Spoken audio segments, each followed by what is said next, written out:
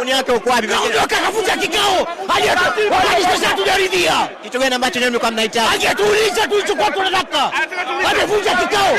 Yana hata kutuliza. Hajatuuliza kafuta kikao. Kitu gani ambacho pengine labda ametaka kuzungumzia? Alitakiwa atuulize je tumeridhia. Sisi wanachama tumeridhia. Hajatuuliza. Unaweza kusema kama vile mmedhulumiwa haki. Ndio. Neno moja kumwambia Mangungu ambaye hapa pengine. Arudi tena arudi. Tunataka arudi. Arudi kule kiti tena. Hali unadhani mwelekeo wa klabu upoje sasa? Wanachama hatujaridhika sisi tunataka maoni yetu. Ni kuna watu tunataka tumuulize. Katuweka muni huyu. Haiwezekani. Sisi hatujauliza maswali lakini tunashaanza kugafla. Kavuta ghafla. Hii akili kwa kietu.